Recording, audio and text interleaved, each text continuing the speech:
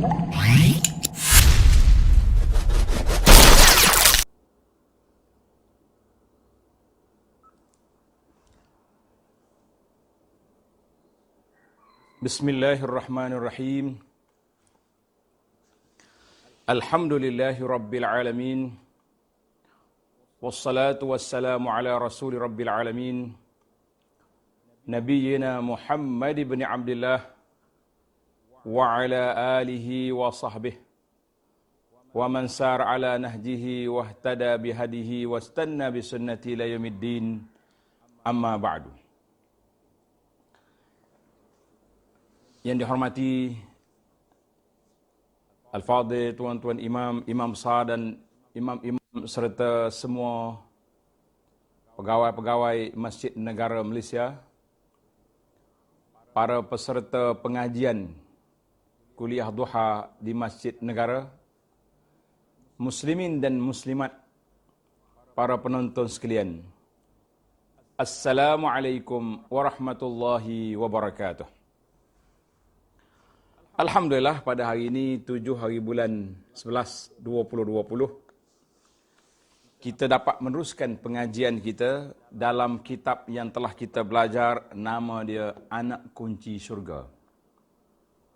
Nama kitab Anak Kunci Syurga yang anda baca dalam kitab ini, yang saya usahakan ta'liq ataupun syarah ringkas kepada kitab ini. Alhamdulillah, kita telah pun belajar tamat perbincangan kita yang lepas di dalam perkara-perkara sunat ketika mengambil air sembahyang. Maknanya kita telah khatam syarak, rukun, adab dan sunnah wudu. Jadi alhamdulillah pada kali ini kita sambung lagi perbincangan kita, iaitulah perkara yang membatalkan wudu. Perkara yang membatalkan wudu. Jadi para penonton sekalian, para jemaah sekalian, alhamdulillah kita syukur pada Allah Azza wa Jalla. Walaupun sedikit ujian yang Allah Ta'ala timpakan ke atas kita, yang kita nama dengan ujian COVID-19, dan hari ini pun Masjid Negara dan kawasan sekitarnya duduk di bawah PKPB yang menghadkan pergerakan, tetapi alhamdulillah kita dapat teruskan pengajian kita melalui alam maya ini. Mudah-mudahan kita dapat meneruskan majlis ilmu dengan cara wasilah yang baru yang Allah Ta'ala anugerahkan kepada kita semua. Alhamdulillah. Dan terima kasih tidak terhingga kepada sahabat-sahabat kita, Ustaz Zahir dan tim warga kerja Majlis Ilmu Masjid Negara yang sentiasa berusaha untuk menyampaikan ilmu kepada masyarakat, walaupun dalam keadaan apa sekalipun. Kita kata alhamdulillah. Baiklah, sambungan kita insya-Allah dalam kitab kita ini muka surat 72. Yang naskah ini muka surat 72. Sebelum daripada itu, suka ana ulang kaji balik kepada para pelajar sekalian, para jemaah sekalian, tentang wudu yang telah kita belajar dalam siri-siri yang lepas. Wudu yang telah kita belajar di dalam siri yang lalu. Jadi kita kena ingatlah, yang pertama sekali bila kita kata wudu, apa makna wudu? Ingat balik. Wudu itu ambil daripada perkataan al-wada'ah. Wudu ambil daripada perkataan al-wada'ah dengan makna bercahaya. Wudu dengan makna bercahaya, dengan makna ceria, makna orang yang nak bercahaya, nak cahayakan muka dia, maka adalah dia pergi berwudu. Dan itu dari segi bahasa, bercahaya, berseri. Wada'ah, bercahaya, berseri, elok. Comel. Orang Kelantan kata comel, kan? Maka dari sudut istilah syarak ialah perbuatan. Menggunakan air pada anggota-anggota yang tertentu beserta dengan niat Jadi kita dah belajar dalam siri yang dulu, Allah Ta'ala sebut anggota wudu itu 4, sebagaimana dalam surah Al-Ma'idah ayat 6. Para pelajar, para penonton boleh tengok di muka surat 62 dalam kitab kita ini. A'udzubillahi minasyaitonirrajim. Idza qumtum ila salati faghsilu wujuhakum. Apabila kamu nak solat, faghsilu wujuhakum. Mula dengan basuh muka. Wa aydiyakum ilal marafiq. Tangan kamu sampai ke siku. Wamsahu biru'usikum. Danlah sapulah kepala kamu. Wa arjulakum ilal ka'bain. Dan basuhlah kaki, kedua belah kaki kamu sampai ke buku lali. Nah, ini dipanggil anggota wudu. Jadi Alhamdulillah, cuma tambah lagi 2 yang kering. Dalam istilah orang tua-tua dia cakap 4 basah, 2 kering. Jadi kita belajar wudu ni 4-nya basah, 2-nya kering. Yang basahnya yang telah disebut oleh Allah Azza wa Jalla. Yang keringnya yang mana? Innamal a'malu binniyat. Setiap amal itu dimula dengan niat. Jadi Alhamdulillah, niat beserta dengan basuh muka. Kemudian tertib yang ke-6-nya itu dia panggil rukun wudu. Jadi Alhamdulillah para pelajar sekalian, itu telah kita ambil dalam siri yang lepas. Basuh muka, niat, basuh muka, membasuh kedua tangan sampai ke siku, menyapu sebahagian daripada kepala, membasuh 2 kaki meliputi buku lali ataupun mata kaki, dan tertib sebagaimana yang telah diajar oleh Nabi sallallahu alaihi wasallam. Kemudian sunat-sunat wudu itu Alhamdulillah sudah banyak, kan? Banyak sunat wudu dalam kitab kita ni. Saya telah baca dalam siri yang dulu. Sunat wudu itu ada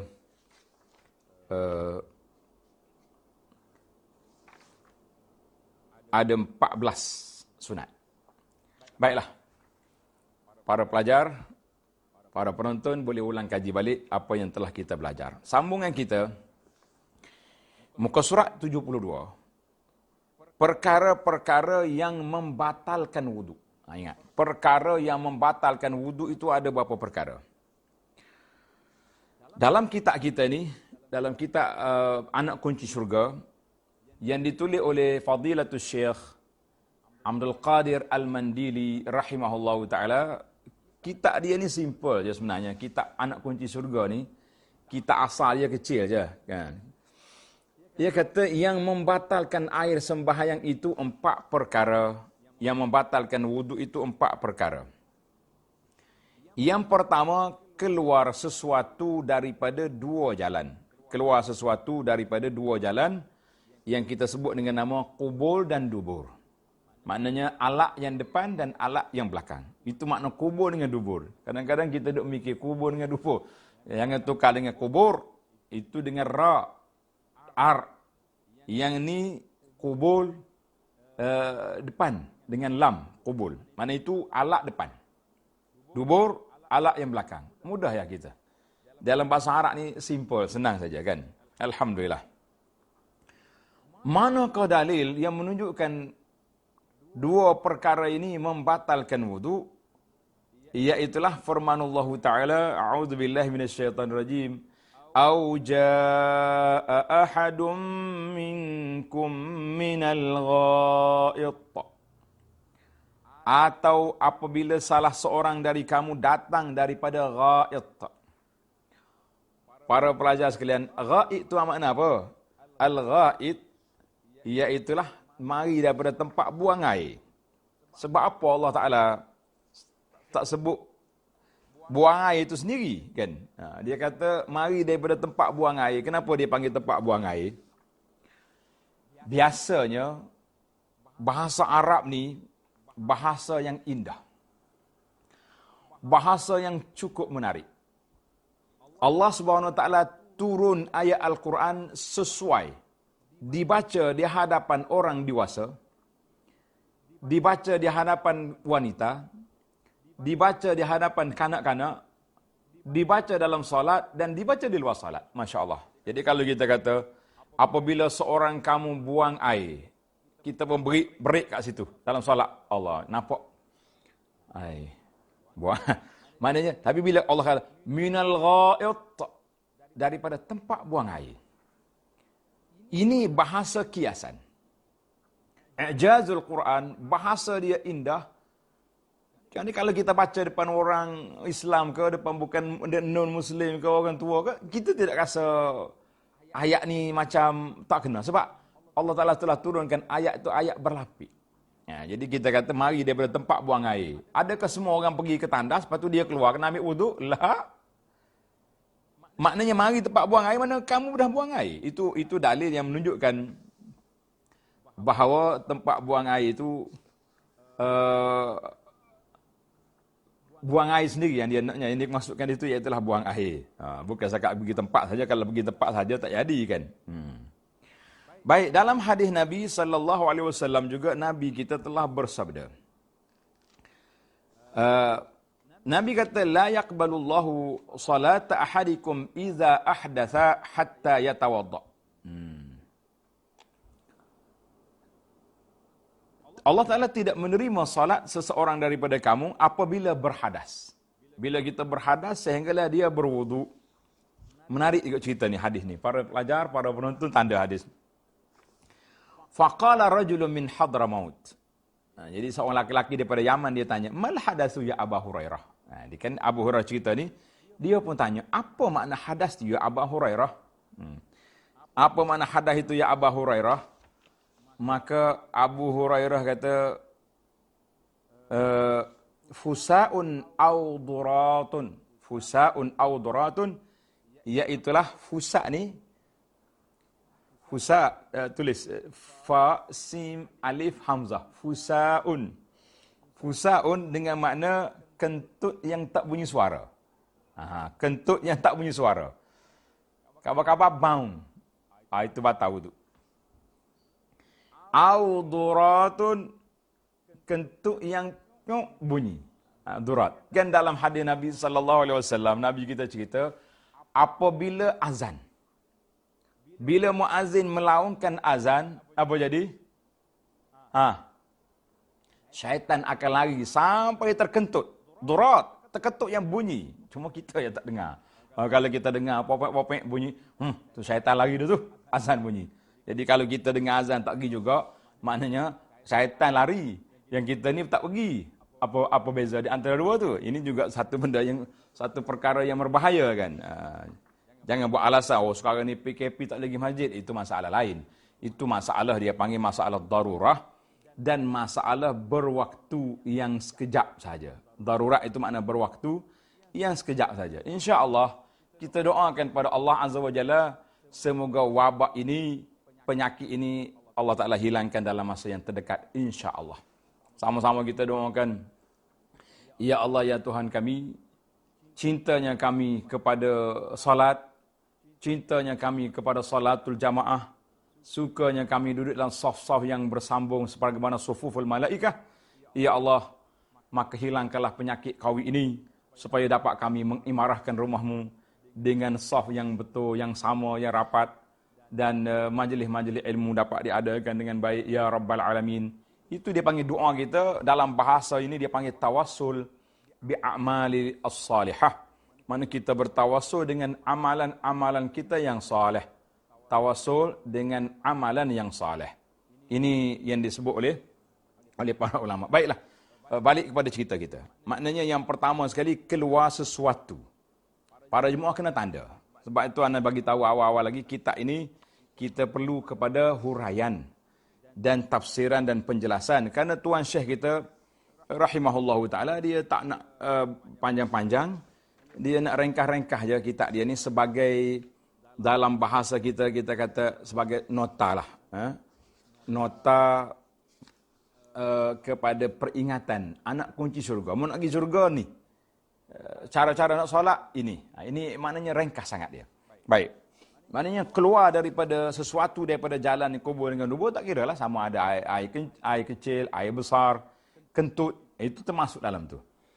Maka kata di para ulama fiqh, dikiaskan perkara yang tersebut, apa dia? Buang air tadi, dan juga kentut yang berbunyi dengan yang tak berbunyi sama, tapi kita yakin.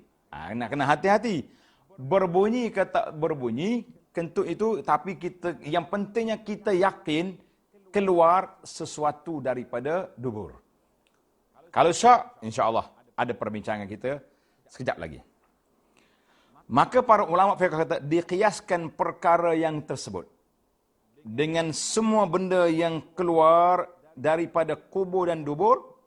Dalam kitab fiqh kita kata sekalipun benda itu suci. Contohlah kita kata orang ni mai guli ke ataupun dia beli permata kan, permata comel. Cantik permata ni, pop dia masuk dalam mulut. Ambil saja-sajalah nak test. Tiba-tiba tertelan. Tertelan dia punya permata tadi. Apa nak buat? Mana bila dia pergi ke tandak, keluar, tong. Itu pun kalau kita kata sekalipun benda tu suci. Maknanya bukan najis. Yang najis ni yang kita makan tu, hampasan yang kita makan kan.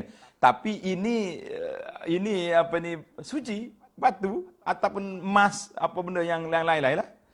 Maka itu pun sudah dikira membatalkan wudu.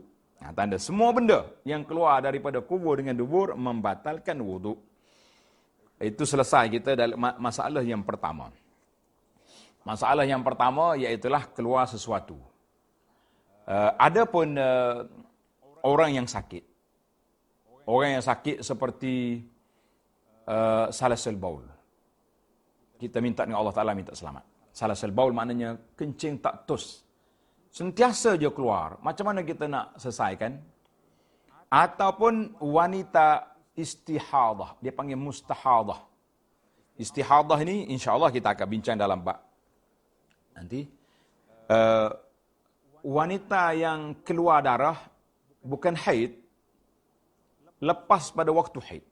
Itu dia panggil istihadah. Maknanya istihadah ni biasa keluar sentiasa. Kencing tak tus, keluar sentiasa.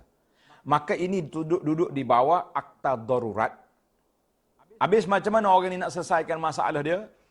Masalah dianya, alhamdulillah, penyelesaian dalam Islam itu sudah ada. Penyelesaian dalam Islam itu ada. Kita tidak bimbang. Itu dia termasuk dalam wudu orang-orang yang uzur. Wudu orang-orang yang sakit. Jadi bila masuk waktu solat, kita bersihkan anggota kita, tempat-tempat yang terkena air kencing tadi ataupun istihadah tadi, darah. Kemudian pakailah alat. Zaman kita ini pakai alat-alat yang boleh tak terkena lah kita punya air kencing atau darah itu tidak mengalir ke lain. Sama kalau budak-budak kita panggil pakai pampers kan. Kalau orang tua pakai pampers dia lah. Solatlah. Habis air kencing itu keluar, itu termasuk di bawah masalah darurat.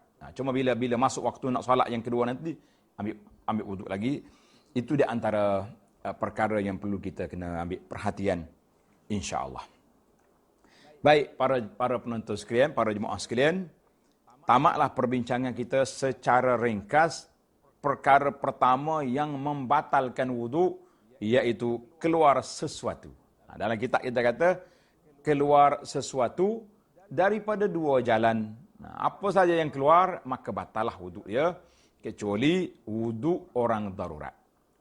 Baik, kita berpindah kepada perkara yang kedua. Tengok dalam kitab kita kata, yang kedua, hilang akal dengan sebab tidur atau mabuk atau lain daripadanya. Tengok, hilang akal kerana tidur. Tidur ni hilang akal ke tidur? Kita tak kata tak ada akal, tapi akal tu rehat seketika. Kan, orang tidur, mana dia ada bincang-bincang. Kerana itu dalam syariat, Nabi kita sallallahu alaihi wasallam telah bersabda, rufi'al qalam an salasin. Rufi'al qalam an salasin. Diangkatkan pena, mana malaikat tak tulis apa-apa kepada orang ni, 3 kumpulan. Yang pertama, kanak-kanak sehingga dia balik. Kan? Orang gila sehingga dia siuman. Sebab itu orang gila, jangan kita lepas tak tu kalau. Dia pergi jalan sana sini. Kalau dia merusakkan benda-benda orang, kita kata dia gila. Jadi masalah kita. Maka kita kena kawal dia. Kemudian yang ketiga apa dia? An-naim hatta hatta yastayqiz, orang yang tidur sehingga mereka sedar, sehingga mereka jaga. Mana orang ni dia panggil tidur ni termasuk di kalangan yang hilang dia punya akal sementara. Ataupun mabuk, orang mabuk pun tak tahu apa juga kemabukan. Orang pengsan dan lain-lain, dalam kitab kita kata dan lain-lain. Dan lain-lain itu maknanya macam-macam lah. Yang pentingnya hilang dia punya ingatan seketika. Tengok dalam kitab kata-kata. Kecuali melainkan tidur dalam keadaan duduk tetap. Tidak terangkat papan punggung dari lantai. Macam kita duduk atas kursi ni. Kita duduk atas kereta. Tegak gitu. Dah pakai tali pinggang lagi kan. Kita duduk, walaupun kita tidur, insya-Allah itu tidak membatalkan wuduk. Ataupun biasalah, ramai orang yang khusyuk ni, kata orang lah kan. Ramai orang khusyuk ni bila sewaktu solat Jumaat, khutbah Jumaat atau minta maaf. Maklum sajalah, mari daripada pejabat, kerja penat, ataupun orang kampung yang tak ada pejabat, mari daripada kebun ke ladang, pergi masjid, tak cukup rehat. Maka dia tidur di situ. Tapi tidur, ingat, tidur sambil duduk yang punggungnya rapat atas lantai. Tapi kalau tidur sengit gini, tak boleh. Itu pasal itu dia kata, tidur yang menetapkan papan punggungnya. Tidur yang punggungnya tetap. Tetap di mana? Tetap di atas lantai, tak bergerak. Maka itu tidak batal. Tapi kalau tidur biasa je, tidur terguling, itu memang batal punya, kan? Tidur terguling itu batal. Manakah dalilnya? Masya Allah, tengok tanda dalil dia. Kata Nabi sallallahu alaihi wasallam, al-ainu wika'as sahy. Faman nama falyatawadda. Al-ainu, dan dua mata itu adalah pengikat bagi dubur. Maknanya mata kita celik ni, kita sedar ini, kita boleh kontrol. Rasa nak terketuk, kan? Boleh break. Tapi kalau kita tidur, dia keluar sendiri. Keluar. Kabar-kabar orang sebelah bang, macam lain macamnya. Faman nama, tengok hadis ini jelas. Faman nama falyatawadda. Maka sesiapa yang tidur, hendaklah dia berwudu. Siapa dia tidur, hendaklah dia berwudu. Maknanya, bila bangun, nak solat lagi, ambil wudu. Hadis ini jelas, tidur yang tidak tetap punggung, maka kena. Baik. Adapun tidur yang dalam keadaan duduk yang tetap, wuduknya tidak batal kerana ia akan terasa sesuatu keluar daripada duburnya. Mana dalil? Ini menarik. Tengok dalil, cerita ni panjang. Cerita ni agak panjang. Hadis ni riwayat oleh Imam Abu Daud. Diriwayat oleh Imam Abu Daud rahimahullahu ta'ala.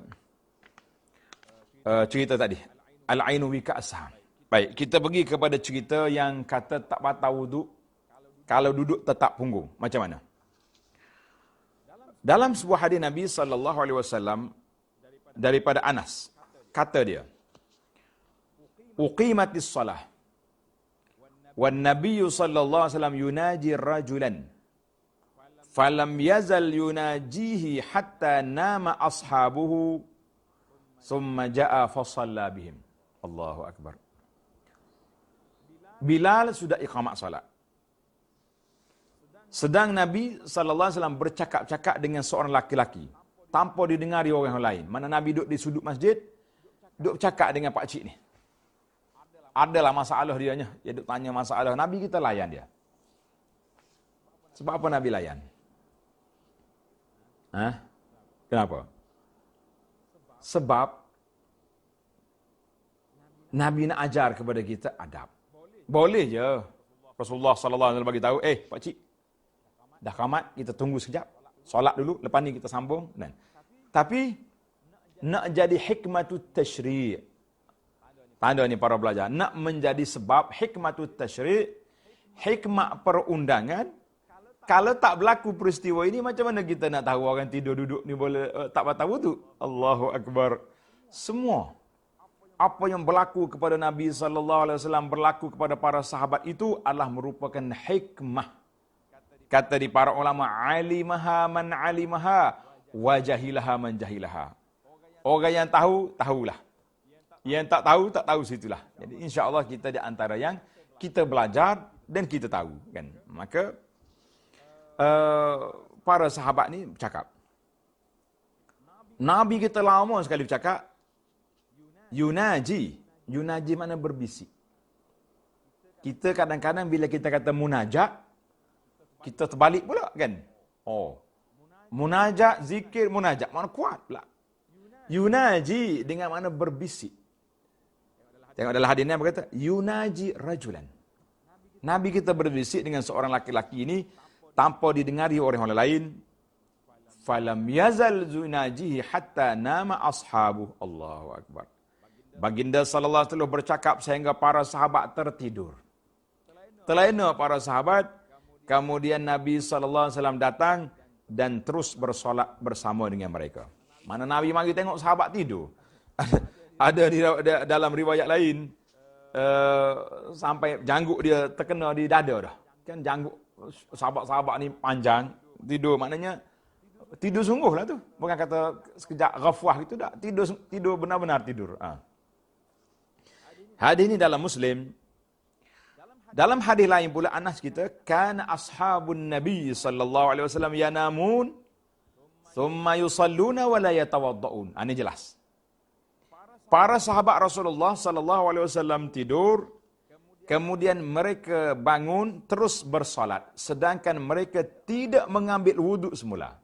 Hadis ini jelas menunjukkan kepada kita mereka tidur, benar-benar tidur dan bangun, Allahu Akbar, terus solat. Hadis ini riwayat Imam Al-Bukhari. Maka para jemaah sekalian, apa yang dapat kita pelajari, dapat kita simpulkan daripada hadis-hadis yang kita pelajari ini, hadis-hadis tersebut jelas menunjukkan bahawa para sahabat tidur dalam keadaan duduk yang tetap. Kerana mereka berada dalam masjid sedang menunggu untuk solat dan berharap-harap supaya Rasulullah SAW segera menghentikan perbualannya dan solat bersama-sama dengan mereka. Solat bersama dengan siapa? Dengan para sahabat sekalian. Ini patut, maknanya begitu harapan mereka. Tapi Nabi kita nak bagi tahu dalam hadis ini ada 2 ataupun 3 istimbat pengajaran yang kita dapat ambil. Yang pertama, para jemaah tanda. Yang pertama, Nabi kita sallallahu alaihi wasallam lewatkan solat Isya. Dia bercakap. Kemudian dia keluar, sahabat dah tidur. Nabi kata, Masya Allah, Tabarakallah, kamu je ada duduk tunggu solat, orang lain tidur dah habis. Mana orang yang solat di rumah dia sudah tidur. Kamu belum lagi. Belum solat lagi.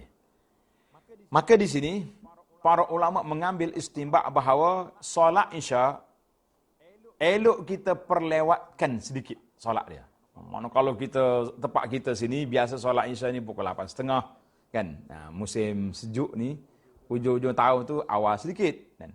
Biasa-biasanya 8.30, 8.40, pukul 9. Nah, maknanya sekali-sekala, boleh je, waktu ada kita kata forum perdana lah. Kita mula lepas salat maghrib sampai pukul 10 baru salat Isya. Tidak jadi masalah itu. Cuma, pihak AJK Masjid perlu maklumkan kepada para jemaah supaya mereka bersedia. Orang yang nak cepat, ada masyarakat, pergilah solat di masjid lain. Malam ni tak lagi masjid ni. Masjid ni orang solat lambat Isya. Kerana ada program dan juga sekali-sekala kita nak tatbikkan apa yang Nabi sebut. Nabi kata, kalau aku tak bimbang menyusahkan umat aku, maka aku suruh solat Isya pada waktu ini. Mana lewat sedikit. Itu yang pertama. Yang kedua, ini masuk pada tajuk kita khasnya, bahawa tidur, hadis sebut jelas menunjukkan bahawa para sahabat tidur dalam keadaan duduk tetap. Maknanya duduk tetap, artinya tidak batal wuduk itu. Kalau duduk tetap, tak batal wuduk. Kita kata Alhamdulillah. Yang ketiga, kesabaran para sahabat menunggu. Tak marah dia. Tapi kalau tempat kita jangan. Imam lambat sikit, kena sound lah. Mana imam pergi? Macam-macam bahasa. Bahasa orang sekarang ni. Timbul lagi soalan. Ustaz, kami pergi Mekah. Menarik juga soalan ni. Kami pergi Mekah tengok. Biasa. Kan orang musim haji, musim ramai ni, orang pergi awal masjid. Ataupun pergi dia tak balik-balik, dia tidur situ. Dia tunggu tidur ya. Bila dah azan, bangun solat Allahu Akbar. Macam mana? Tak ambil wudu. Kita kata itu mazhab dia. Mazhab apa dia? Dia tak tahu apa sebenarnya. Ada orang kata mazhab yang kelima, ada kata mazhab jahil dan sebagainya. Kita kata biarlah. Yang pentingnya, kita yang dah belajar ni, orang yang tidur terguling, tidur macam mana. Yang penting tidak tetap punggung, maka batallah wuduk dia. Dan kita mesti mengambil wuduk semula. Alhamdulillah. Selesai. Dua perkara yang kita dah belajar. Yang tengok dalam kitab kita ni. Yang ketiga. Baik, sebelum kita pergi ke yang ketiga tadi, kita dalam kitab kita sudah ada hilang akal tadi kata. Hilang akal dengan sebab tidur atau mabuk. Baik, hilang akal dengan sebab mabuk, pitam, sakit atau gila. Orang ni terlalu sakit, akhir sekali dia tak sedar. Macam mana? Apabila ada salah satu daripada perkara-perkara tersebut berlaku kepada seorang, maka dikhawatiri keluar daripada kubur dan duburnya tanpa disedari.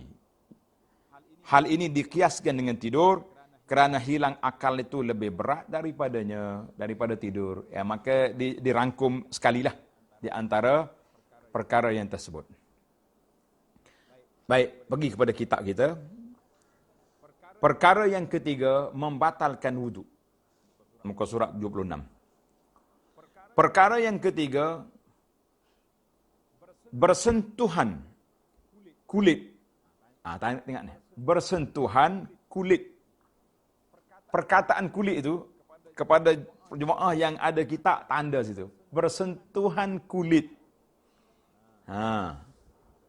Antara laki-laki dan perempuan yang sah berkahwin. Ni ada setengah orang ni, dia confused. Menarik juga yang confuse ni kan. Apa yang confuse-nya? Yang confuse-nya, dia kata, saya dengan suami kenapa batal? Kita kan sudah halal, perhubungan yang halal. Kita kena beza. Tak ada orang kata suami isteri itu sudah tidak halal. Kan? Sudah halal dia. Apabila sudah qabil tu, suaminya sudah terima nikah, maka halal bagi dia. Tapi dalam masalah sentuh, masalah wudu ini masalah lain. Itu bukan masalah halal perhubungan, masalahnya batal wudu. Masalah batal wudu. Maka bersentuhan kulit antara laki-laki dengan perempuan yang halal dikahwini. Baik. Maka batallah wudu dia mengikut fiqh kita, fiqh mazhab Syafi'i. Mana dalil? Dalilnya Tuan Syekh kita bawa satu ayat je di sini. Dalilnya firman Allah Ta'ala dalam surah An-Nisa ayat 43. Aula mastumun nisa. Atau kamu bersentuh dengan perempuan. Sentuh dengan perempuan maka batalah dia punya wudu. Baik. Tengok dalam nota. Alhamdulillah saya tambah sikit nota dalam kitab kita ini untuk perbincangan. Kerana bagi ana khususnya saya ni alhamdulillah di antara orang yang Allah Ta'ala pilih memberi khidmat kepada sebahagian daripada jemaah haji dan umrah. Khidmat. Bila kita nak pergi haji umrah, para jemaah, para pelajar yang pergi kursus haji, perdana ke, kursus haji bersiri ke, kursus umrah ke, biasanya para asatizah, ustaz-ustaz kita yang mengendalikan kursus, mereka ini akan ajar kepada para jemaah Diajar apa? Diajarkan kepada kita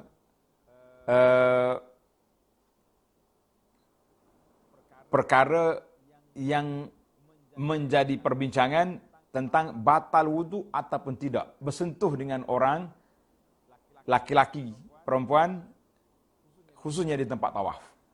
Di tempat tawaf. Jadi dia ajar. Biar kita begitu dengan persiapan lah. Kita pergi biar ada persiapan.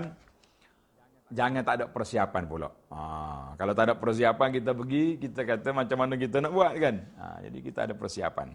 Persiapan ilmu. Maka sebagai persiapan, para jemaah sekalian tengok dalam kitab kita ni, nota nombor 25. Nota 25, muka surat 77. Pengalaman ana berhadapan dengan suasana begini, maka saya letak nota syarah dalam kitab kita ni supaya kalau kita nak belajar, kalau tak nak belajar tak apa, terus je pegang dengan mazhab yang kita belajar, mazhab Syafi'i ini, batal wuduk sentuh laki-laki dengan wanita yang ajnabi, yang bukan mahram, selesailah masalah kita. Cuma kita nak ajar kepada orang yang nak belajar, orang yang memerlukan kepada ilmu ini ketika perlu digunakan. Bila khususnya lah, kita khusus apabila kita pergi haji atau umrah. Tengok dalam kitab. Terdapat beberapa pandangan para ulama Islam tentang permasalahan ini. Ulama Islam kita berbeza pandangan tentang masalah sentuh laki-laki dan wanita yang halal nikah. Orang yang tak halal nikah dengan kita, nama dia mahram. Tulis di kitab. Tulis nama dia mahram. Kita jangan salah baca. Hurufnya sama. Mim, ha, ra, mim. Mahram. Ada orang baca muhrim. Ini muhrim saya ni. Kan? Contoh dia berjalan dengan orang perempuan. Dengan makcik dia ke, dengan siapa-siapa lah. Kalau anak-anak perempuan. Apa ni? Ni mahram saya. Mana anak saudara dia, pak saudara dia. Itu dipanggil mahram. Mahram tu maknanya orang yang haram nikah dengan dia. Kalau muhrim, rumah sama. Kita kena ingat. Dalam bahasa Arab ni, rumahnya sama. Baca lain, makna lain. Yang ada kertas tulis. Mim, ha, ra, mim. Mahram. Orang yang haram nikah dengan kita. Satu lagi dia panggil muhrim. Mim bagi depan. Muhrim. Siapa dia muhrim? Siapa muhrim? Muhrim orang yang pakai ihram. Berihram. Haji, umrah, itu dia panggil muhrim. Ingat. Jadi yang haram nikah dengan kita nama dia mahram. Siapa dia mahram? Ana senaraikan pendek. Supaya para jemaah muda tahu. Kalau sentuh dengan orang ni, tak apa tahu tu. Kita ambil sebelah atas, iaitulah bapak kita. Atuk kita. Kalau ada tuk-tuk lagi, semua tu mahram. Baik. Adik-beradik atuk. Tuk saudara orang panggil. Semua sekali. Laki-laki, perempuan. Ayah kita. Adik-beradik dia. Pakcik-pakcik kita. Yang perempuan, makcik-makcik kita, mak-mak saudara kita, semua tu mahram. Kita pergi kepada, itu dia panggil usul. Satu lagi dia panggil furu', cabang, anak kita. Cucu kita. Cicit kita. Adik-beradik kita tadi. Anak saudara dia, anak-anak dia, anak saudara kita. Cucu saudara. Itu semua tu dari sudut keturunan nasab, mahram. Baik. Kategori yang kedua, mahram bisababi bisabab. Yang tadi mahram bin nasab. Yang kedua ini mahram bisabab. Mahram dengan sebab. Sebab apa? Sebab perkahwinan. Perkahwinan seorang laki-laki dengan wanita, dengan isteri dia. Maka ayah kepada suami, ayah kepada isteri, mak kepada suami, mak kepada isteri, kita panggil bapa, ibu, mertua, itu mahram. Sudah jadi mahram bisabab. Sebab apa? Sebab perkahwinan. Jelaslah. Berkahwin dengan anak, mak dia terjadi mahram seumur hidup. Dia bercerai dengan anak dia. Cerai tak cerai pun, bapa, ibu, penetua, tetap mahram. Walaupun sudah bercerai.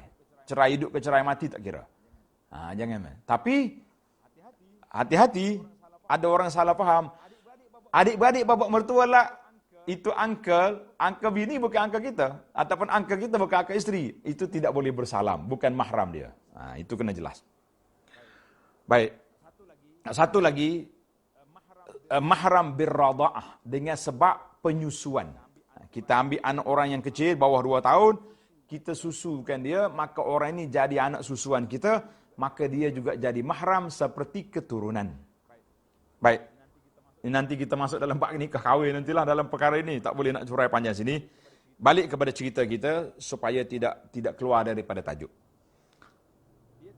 Dia tulis dalam kitab kita ini, bersentuh kulit laki-laki dengan perempuan yang halal dikahwini, maknanya yang bukan mahram. Yang tajuk kitanya nak mahram tadi. Baik. Terdapat beberapa pandangan alim ulama tentang permasalahan ini. Terdapat alim ulama dalam permasalahan ini.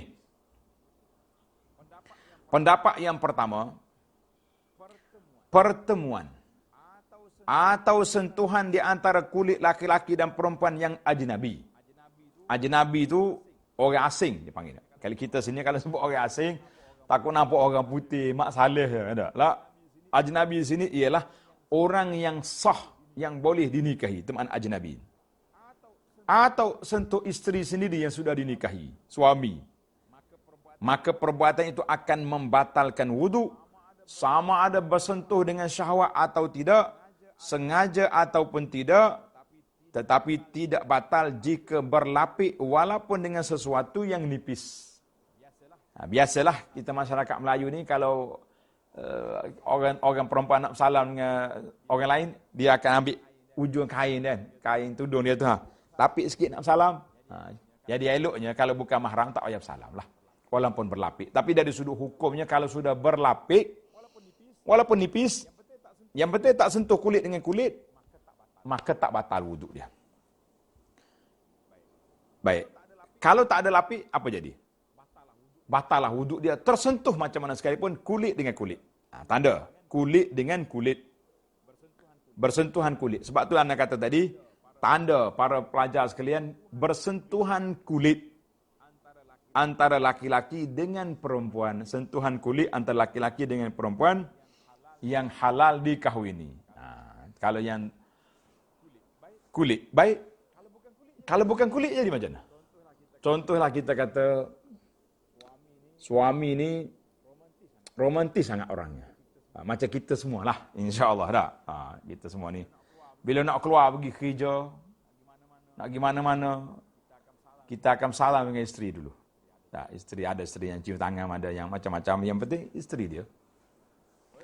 Oi, saya nak keluar pergi masjid ni. Macam mana? Nak salam macam mana? Tak boleh salam kan?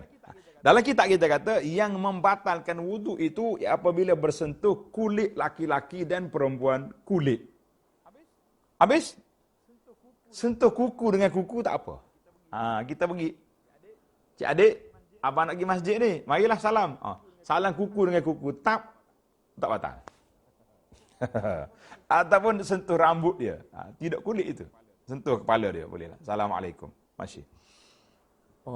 Tengok. Sebab itulah kalau kita belajar kitab ni kita kena teliti. Dia kata yang menyentuh kulit antara laki-laki. Mana kulit ni? Tak boleh sentuh. Baiklah. Pandangan yang pertama ketat. Ia mengatakan batal, sentuh je batal. Inilah pandangan Abdullah bin Mas'ud, Ibnu Umar di kalangan sahabat. Dia juga mazhab Asy-Syafi'i. Ini mazhab yang kita belajar ni betul dah. Jangan kata, tak ada kita ni. Lah, mazhab kita sudah ada. Ada sahabat-sahabat Ibnu Mas'ud, Ibnu Umar kan. Mazhab Az-Zahiri, Daud Zahiri. Ata Ibnu Sa'ib, Al-Auza'i dan lain-lain ulama salaf. Kita pergi kepada dalil mereka, iaitulah firman Allah Ta'ala, aula mastumun nisa, apabila kamu sentuh perempuan. Pendapat yang kedua, tidak terbatal wuduk dengan menyentuh perempuan. Sama ada dengan syahwat ataupun tidak. Masya Allah. Pendapat yang kedua ni, suami dia pegang bini dia. tak batal wuduk. Sama ada. Ini adalah pendapat Ibnu Abbas. Besar juga. Jangan kata oh sahabat kecil lah. Sayyidina Ali bin Abi Talib. Ia menafsirkan firman Allah Ta'ala, Aula mastumun nisa. Menyentuh perempuan itu dengan maksud bersetubuh atau jima'. La masa bermakna jama'ah. Bukan sekadar sentuh, tapi berlaku persetubuhan, jima'. Ini juga pendapat yang diriwayatkan daripada Tawus, Al-Hasan Al-Basri, Atha' bin Rabah, Sufyan Al-Thawri dan menjadi mazhab Hanafi. Serta satu riwayat daripada Imam Ahmad juga berpendapat walaupun menyentuh dengan syahwat tidak terbatal wuduk kecuali dengan jima'. Jima' terbatal dengan sebab sentuh orang lain pula tu kan. Baik, kita pergi pendapat yang ketiga wasatun. Pertengahan. Iaitulah sentuh bersyarat. Iaitu terbatal wuduk jika menyentuh dengan syahwat.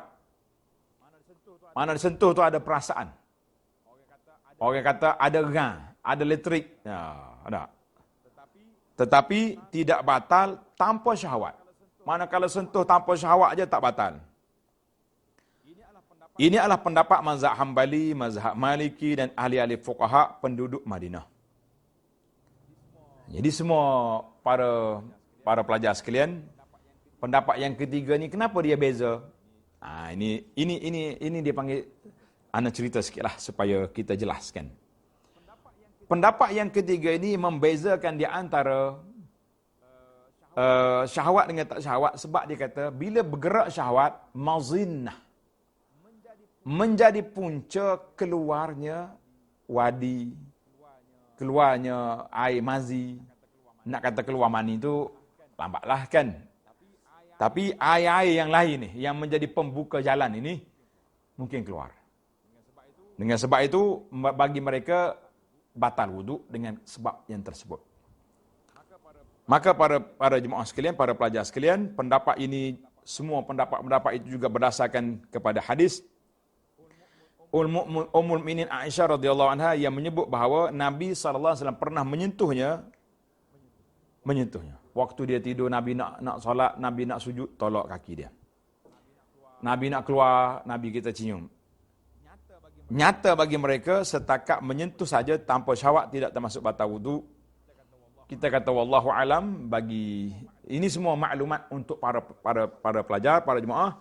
Maknanya kalau kita nak pergi ke Mekah, ustaz-ustaz kita ajar perkara-perkara seperti ini, kita jangan rasa pelik, jangan rasa aib. Dan kita belajar, insya-Allah. Malaysia ikut mazhab Syafi'i lah. Jangan ada susah-susah. Dia kata kenapa ustaz ajar? Saya ajar ni sebagai persiapan.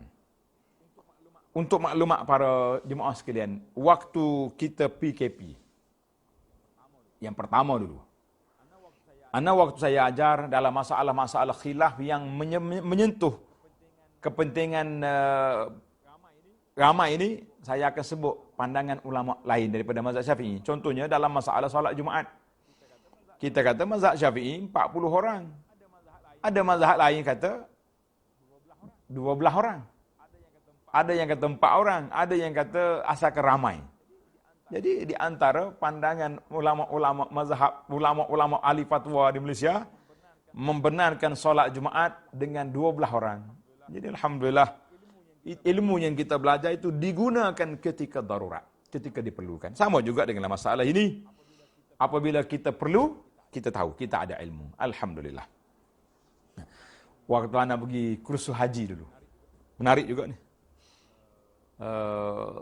Salah seorang daripada panel penasihat bimbingan ibadat haji, Datuk Hasan. Hafizahullah Ta'ala, dia kata ada seorang ni pergi Mekah. Dia mendakwa, declare dia ni mazhab Syafi'i tulen. Saya ni Syafi'i tulen. Tak mau pakai ni, hak tabu haji aja pandangan-pandangan mazhab yang kata tak tahu tak mau. Dia dalam ihram, kalau tak ihram tak apalah, kita boleh pakai stokin, boleh pakai sarung tangan, boleh pakai serban litup muka kan. Boleh ya. Dalam ihram nak pakai macam mana? Stokin tak boleh pakai. Sarung tangan tak boleh pakai, tudung kepala tak boleh. Oh, bagi orang lelaki-lelaki. Yang perempuan tu ada pakaian dia. Dia pergi tawaf. Masuk tawaf, mau sentuh. Allahu Akbar. Masa tu nak pergi tempat wuduk luar masjid. Keluar dia pergi ambil wuduk. Kalau tak silap saya, 8 kali. Pergi mari. Kawan-kawan lain duduk rehat lama dah tawaf. Sudah sekali dengan sa'i, tahlul dah dia duduk main 8 kali mula ambil wuduk. Cukup 8 kali dia berasa penat dah. Kawan-kawan dia pun hilang dah. Ada seorang dua dia ikut sekali dengan dia tu. Mazhab Syafi'i tulis ni. Dia kata ginilah kita ni penat dah ni. Orang lain balik makan nasi dah dekat hotel. Dia kata kita kira siapa-siapanya langgar kita langgar ke, semua kira laki-laki belaka. Mana ada mazhab kira laki-laki semua mana boleh kan? Jadi dia orang panggil mazhab kerah kepala. Dia pun ambil wuduk, masuk sekejap, kena langgar perempuan. Kawan dia kata, perempuan tu, laki. Tuan-tuan kena ingat, kalau kita buat dengan keyakinan, kita berpegang pada pandangan yang kata tak batal wuduk, jadi kita tenang. Tak payah melilau lari-lari sana sini kan. Tapi dengan kerah kepala ni, wanita pun laki-laki juga, macam mana kita nak kata? Nak kata apa? Nak kata benda tu sah. Itu di antara perkara yang kita kena ambil perhatian para pelajar sekalian, para jemaah. Janganlah kita buat dengan orang panggil kerah kepala, tapi biarlah setiap amalan yang kita buat tu dengan ilmu. Dengan ilmu. Jadi belajarlah ilmu, ikutlah muzakarah. Pandangan alim ulama kita. Dalam masalah ini, kita pegang dengan apa yang telah diputuskan oleh muzakarah haji. Dalam musim PKP ini, kita juga ikut nasihat-nasihat daripada majlis fatwa, daripada JAKIM, kan? Daripada pejabat agama yang menghadkan. Ialah semua orang sayang nak pergi masjid. Semua kita nak rapatkan saf. Tapi darurat macam ni, macam mana kita nak buat? Usahlah bawa cerita-cerita konspirasi dan sebagainya yang boleh menimbulkan kecelaruan bagi umat. Kerana umat kita ni perlu pada bimbingan, perlu kepada nasihat yang baik. InsyaAllah mereka semua akan selamat. Baiklah para jemaah sekalian, kita sudah ada 3 perkara yang membatalkan wuduk. Yang keempat, tengok yang keempat. Yang keempat, menyentuh salah satu daripada kedua kemaluan laki-laki dan perempuan dengan tapak tangan. Ini beza. Yang ketiga tadi bersentuhan. Sentuh apa? Laki-laki wanita dengan kulit. Laki-laki wanita kita sentuh kulit dengan kulit. Tapi kalau sentuh rambut dengan rambut tak batal. Kuku dengan kuku tak batal. Maaf dah. Contoh, gigi dengan gigi tak batal juga. Macam mana buat? Dia bagi sengih gigi, sentuh situ. Peletok, pelagak. Assalamualaikum. Tak batal. Yang ni, yang keempat, menyentuh kemaluan dengan tapak tangan. Tengok, menyentuh kemaluan dengan tapak tangan. Macam mana kita nak ukur tapak tangan tu macam mana? Dengan ni. Gini. Ni. Ambil tangan ni, kita letak sini. Ni. Yang tertutup itu dia panggil tapak tangan. Yang luar ni bukan. Maknanya sentuh dengan tapak tangan. Jelas molek. Sentuh dengan tapak tangan. Mana dalil? Tengok dalil hadis Nabi sallallahu alaihi wasallam. Nabi kita bersabda, "Man massa farjahu falyatawadda." Man massa farjahu falyatawadda. Sesiapa yang menyentuh kemaluannya, makalah dia berwuduk. Kalau sentuh kemaluan, dia kena berwuduk balik. Tengok nota hadis ini dikeluar oleh Imam An-Nasai. Dan juga kitab At-Tirmizi dan mensahihkannya. Kita kata alhamdulillah, hadis sentuh kemaluan itu dengan tapak tangan. Baik. Dan perut-perut jari tanpa berlapik. Jarilah. Sama, tapak tangan, jari semua sekali. Baik, kalau orang tu ambil contohlah kita kata seorang ibu lah banyak kes. Dia dah ada wuduk siap-siap, tiba-tiba anak dia kencing. Macam mana kita tak mau ambil wuduk lagi? Buat? Boleh je kita suruh anak kita kencing, kemudian ibu dia pergi basuh belakang tangan. Jangan tapak. Guna belakang tangan ni. Gosok, basuh dengan belakang. Boleh. Dia panggil tidak batal wuduk. Ada orang tanya soalan. Soalan minta maaf lah. Soalan ni soalan realiti. Biasanya orang laki-laki ni, dia pakai kain sarung. Kain sarung dia pakai. Jadi sambil-sambil duduk di masjid dengan orang kuliah tu sejuk. Masjid dia ada aircon ke hujan ke. Dia masuk kaki dia dalam kain. Tiba-tiba tersentuh. Tapak kaki dia tersentuh kepada kemaluan dia. Dia tanya soalan. Ustaz tengah kuliah ni. Ustaz, batal tak batal wuduk? Apa dia? Kaki tersentuh kemaluan. Giling kepala Ustaz. Kita kena baca kitab kita ni biar habis. Dalam kitab kita kata yang keempat, menyentuh akan salah satu daripada dua kemaluannya, kemaluan laki-laki atau perempuan dengan tapak tangan. Dengan tapak tangan. Tapak tangan, kalau sentuh dengan belakang tak apa. Dengan kaki, tak ada masalah. Tersentuh lutut, tak ada masalah. Itu dia panggil, kita kena memahami teks yang kata masalah tu apa dia. Yang kata masalah tu, tapak tangan. Tapak tangan, baik. Tu kalau kita sentuh kita sendiri, sentuh orang lain, samalah. Tadi saya contohkan, ibu pergi basuh kencing anak ni, ayah ke ibu ke, yang penting basuh ikut belakang. Yang terakhir sekali pada teka-teki fiqh. Menarik ni teka-teki. Siapa dia boleh jawab, maka dia pandai. Tu ya. Nak bagi hadiah pun jauh ni. Kalau dekat-dekat boleh bagi hadiah kan. Orang ni belajarlah. Sentuh kemaluan dengan tapak tangan, batal wuduk. Baik. Soalan teka-teki kata, seorang tu buang air. Kemudian dia basuh kemaluan dia dengan belakang tangan. Batal tak batal wuduk dia?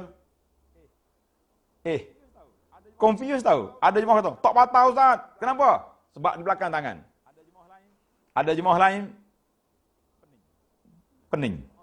Ada jemaah yang cerdik. Macam tuan-tuan hari ni cerdik.